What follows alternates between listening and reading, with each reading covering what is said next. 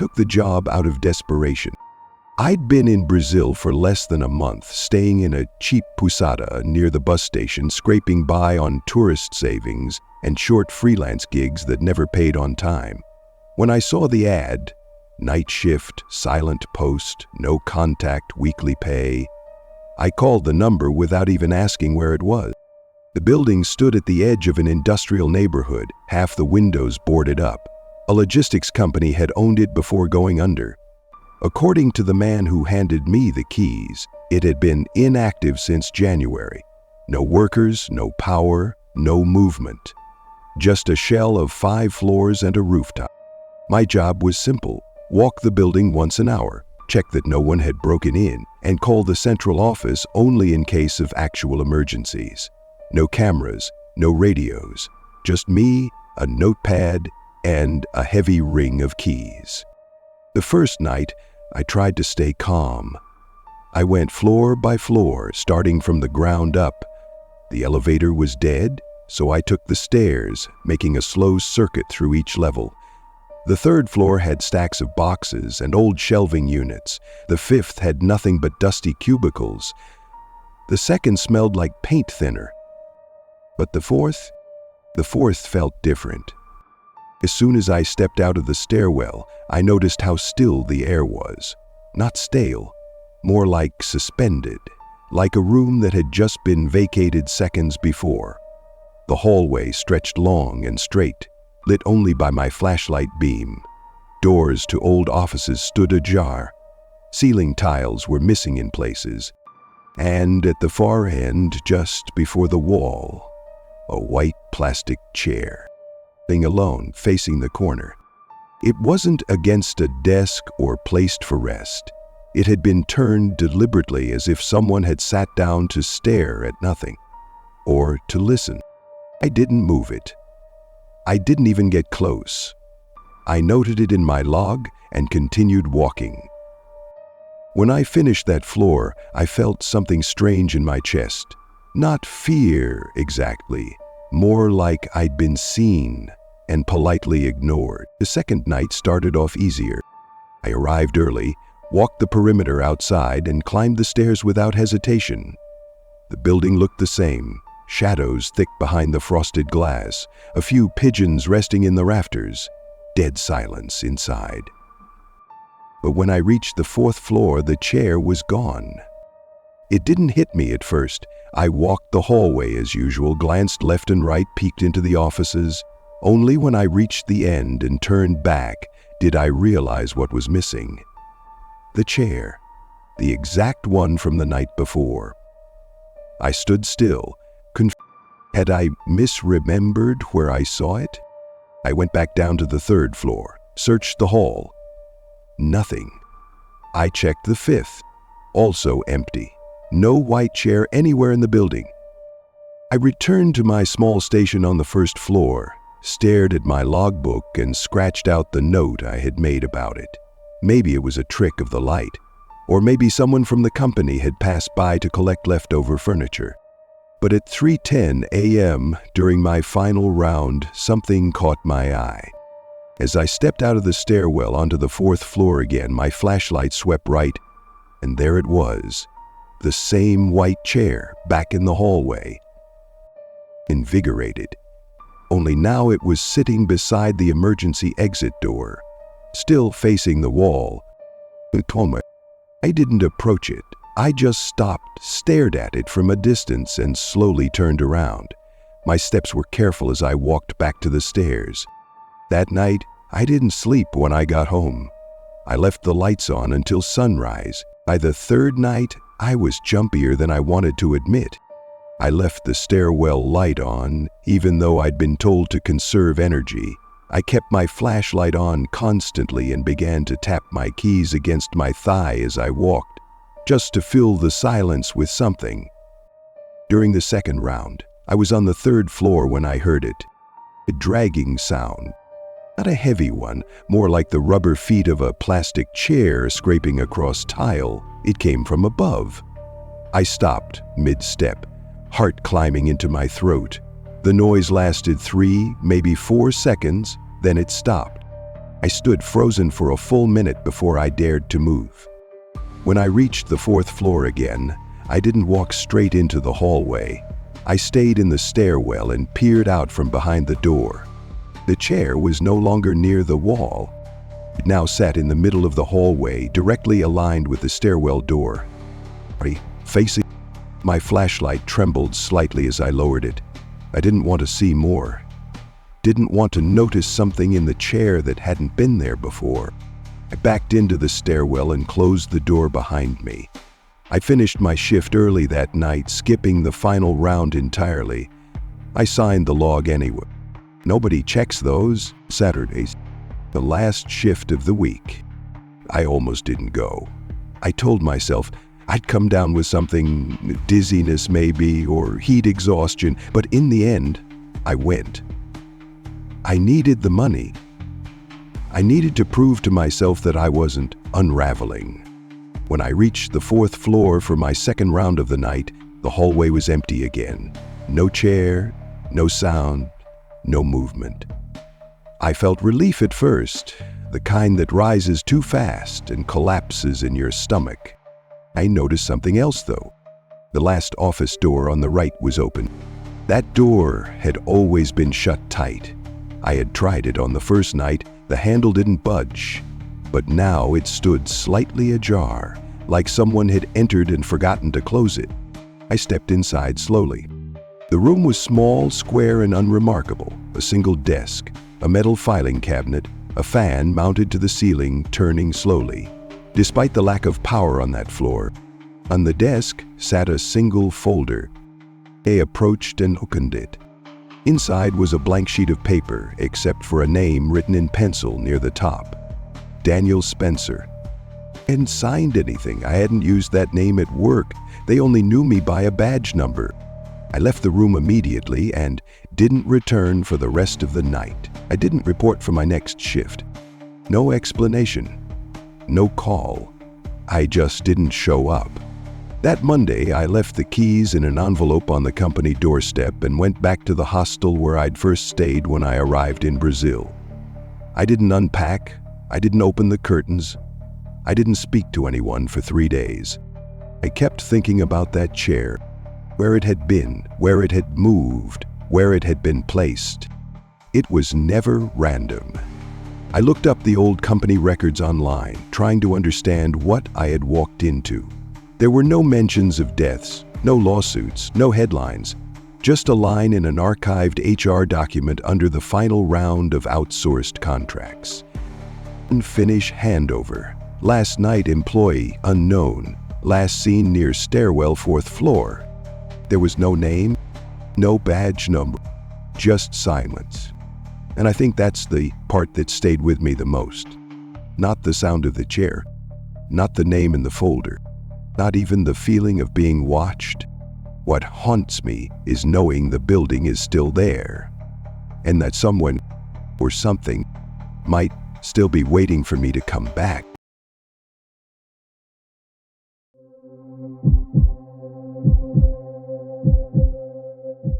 They were very clear.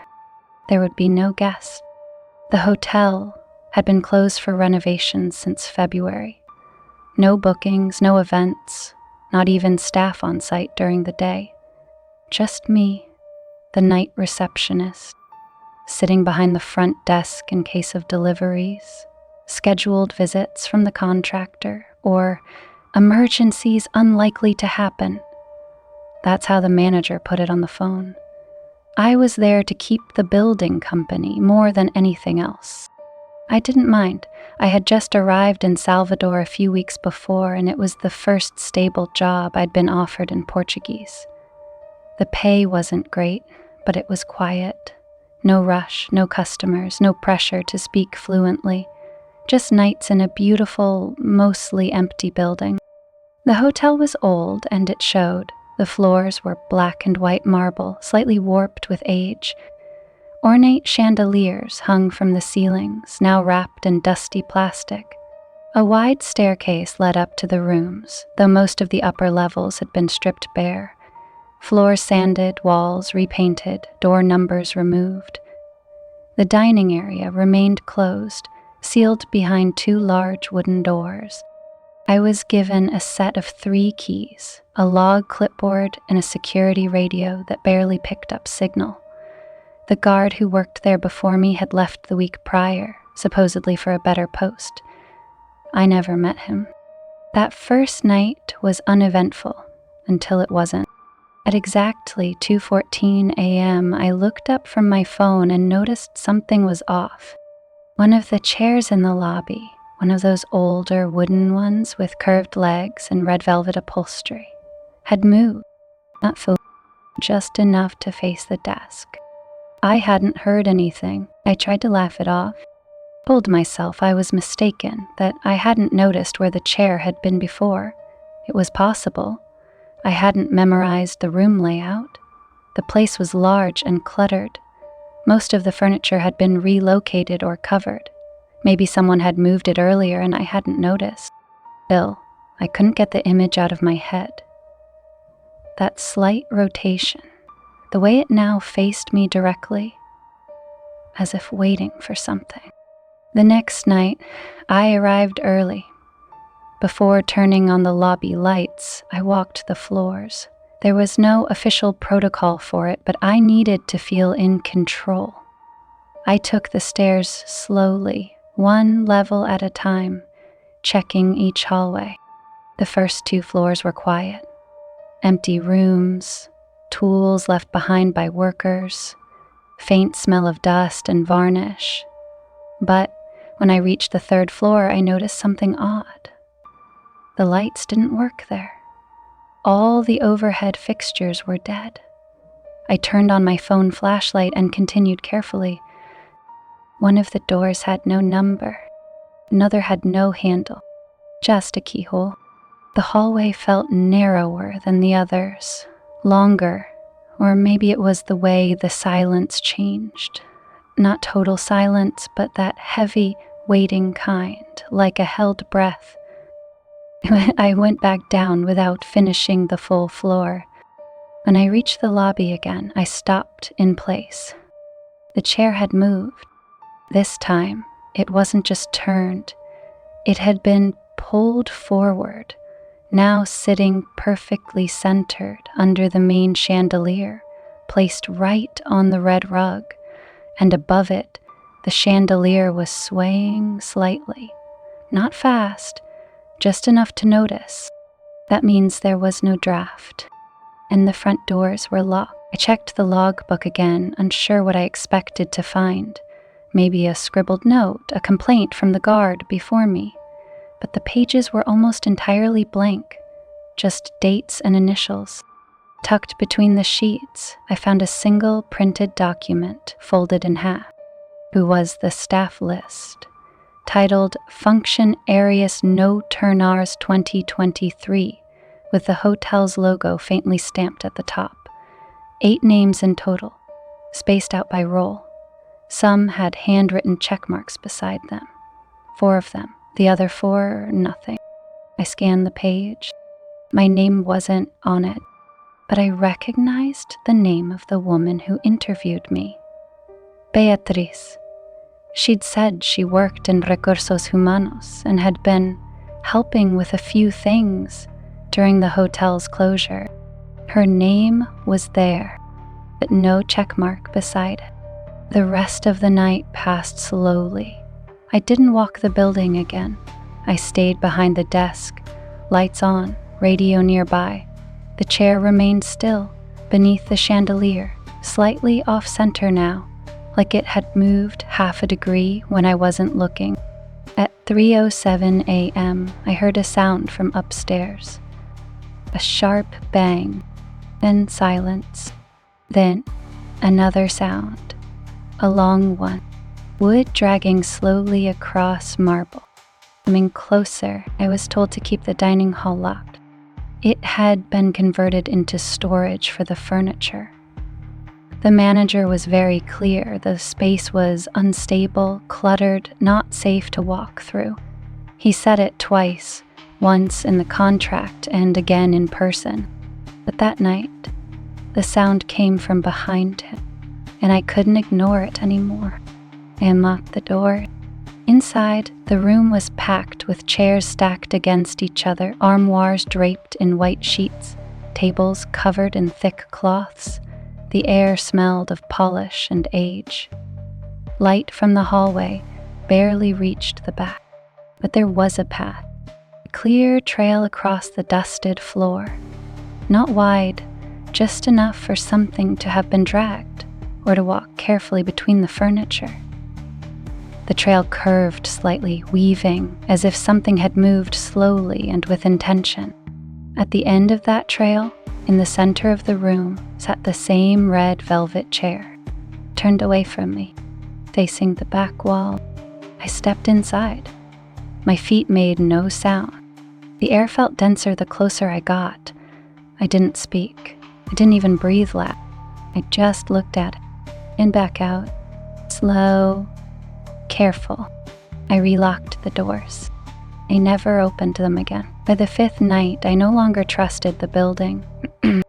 Not just because of the chair, not just because of the sound. It was something else, like the walls had absorbed too many hours of silence and had learned to use it. That evening, I arrived early and stayed near the entrance. I didn't sit behind the desk. I paced. I watched the chandelier. I waited for something to happen. At 11:42 p.m., the chandelier swayed once.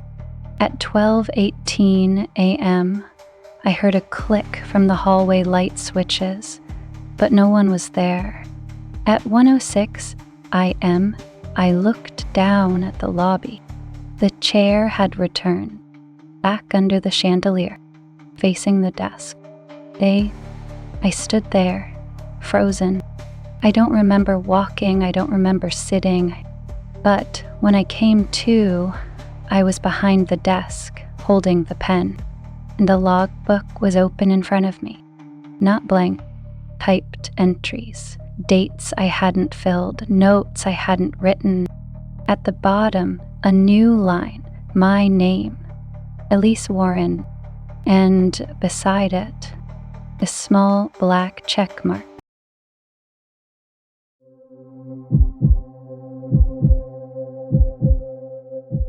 I hadn't realized how deep the elevator went until the numbers turned red. Basement 1, basement 2, then a pause, then B3. I waited for it to stop, but the elevator made no sound, no announcement, no chime. Just the dull click of metal shifting as the doors opened to an empty concrete hallway. That was my new workplace. I was hired to help digitize the historical records of a closed municipal archive in Porto Alegre. The original building still existed above ground, a boxy concrete structure with flaking paint and no visible signage. According to the contract, the project was temporary, no fixed supervisor. Just a nightly task: scan, log, box, repeat. They didn't tell me how big the basement was. B3 stretched longer than expected. Fluorescent lights flickered overhead. The smell of old glue, mold, and paper filled the air like something sweet that had rotted. Rows of steel shelves extended in every direction, filled with crumbling folders, brittle boxes, stacks of unlabeled documents. My assigned desk stood at the back, near a metal utility sink and a single plug-in lamp. As I settled in that first night, I noticed something beyond the last row of shelves. A narrow corridor that wasn't on the site plan. It led to a single door. No label, no number, no handle. I made a mental note to ask about it, but I never did. By the second night, I had developed a method. Each box came with a yellow card listing what it was supposed to contain. Most were boring: tax assessments, housing permits, water usage logs from the 70S. Others were more delicate: crime reports, medical evaluations, handwritten testimonies. Some of them felt incomplete, and then there were the ones that weren't labeled at all. A few boxes were sealed with string and red wax, as if they had been archived in a hurry and forgotten. The yellow cards were blank. Inside, pages were torn, corners burned. More than once, I found reports with whole paragraphs redacted by hand, thick black lines that bled through the paper. It wasn't my job to question them. Still, I noticed patterns. Certain stacks of boxes appeared shifted between nights. Dust trails broken, labels missing from drawers. My station chair once turned slightly to face the wall when I returned from the break room. I assumed it was my imagination, or maybe someone working quietly during the day. But on the 4th hour of my shift, while pushing a cart past the final row, I glanced at the corridor again. The handleless door hadn't changed. But now something rested beneath it. Folded sheet of paper. Thin, yellow, worn at the edges. I picked it up and stared at it for a long time without opening it. Circlet, there was a feeling I couldn't name. Like the moment before a document is signed. I placed it in my pocket and continued working. The following night, I arrived early. I didn't tell anyone what I'd found. I didn't even write it in the shift log, and I was supposed to record anything out of place. Instead, I waited until the building emptied, then locked the elevator from the inside before going down. When I reached my desk, the folded paper was still in my pocket. I opened it slowly. It was a list. 4 names. All handwritten in the same narrow script. No dates, no official markings, just a quiet sense of order. Each name had a check mark beside it, except the last one. That one had been erased, not crossed out, but scrubbed hard until only the faint first and last letters remained. IT. And I searched the digital index. None of the names came up. I even opened old ledgers by hand, one by one, looking for anything similar. Nothing. Then, just before 3:00 a.m., the overhead lights dimmed slightly, not off, just a low flicker that dropped the room into a heavy kind of hush. When I turned around, one of the sealed boxes from earlier was sitting open beside the scanner. Pages had been spread across the desk. 3 were stacked neatly. 1 had fallen to the floor. No one else was down there. I checked the footage from the whole camera. The screen was black. On top of the scattered pages, a new folded note, smaller than the first. Inside it, 1 line, typed in uppercase. Look for your name? The next day, I tried to take the day off. I called the project supervisor. No answer. I sent an email. It bounced back. I checked the contractor website again, but the job listing had been removed. I still had the keys, still had access, still had no explanation. That night, I hesitated at the elevator for a long time, but I went down anyway. The air felt heavier that night, or maybe I'd just become too aware of it. I didn't turn on the scanner. I didn't log my entry. I went straight to the corridor behind the shelves. The door with no handle was slightly open. I pulled it slowly. The room beyond was dimly lit, 1 bulb far in the ceiling, flickering. Shelves here were different, older. Wood, not steel. They leaned slightly, as if warping inward. The walls were unpainted concrete. The temperature dropped by several degrees. There were no boxes, no files, only paper. Loose, crumpled, some tacked to the wall, others piled in crates, and in the far corner, a desk, just like mine. I walked to it slowly, sat. The drawer was unlocked. Inside, a single document. Rees, Xerox-Tomatic, Aquavisor temporary, artificial incomplex, register incomplex. The rest of the sheet was blank, except at the very bottom, a blinking cursor. Waiting, I didn't scan another page. I sat for the next 3 hours at my original station, staring at the logbook, unable to write a single word. My hand hovered over the pen, but something in me refused to make a mark, like it would finalize something I didn't want to name. At 4:47 a.m., the lights shut off completely for 3 seconds. When they came back, the hallway was silent again. The door to the corridor was closed. The next morning, I took a cab to the contractor's address listed on the onboarding form. The office was gone, replaced by a pet shop. No signage, no trace. I even asked the clerk inside how long they'd been there. Since 2019, he said. 4 years. I walked back, trying not to think, trying not to make sense of it. When I got home, I unfolded the list of names again. I held it under my desk lamp, examining the faint outline of the last name. The one that had been erased. The graphite was nearly gone, but the pressure on the paper had left grooves. With the right angle, I could almost read it. It ended with V. I've tried to leave the city since, but every time I pack, something's missing. My ID, my passport, my contract. And last night, when I opened the drawer beneath my kitchen sink, there was a box, old, unlabeled, giant, a single document, typed, fresh, but then a new line beneath it, and this time, a check mark.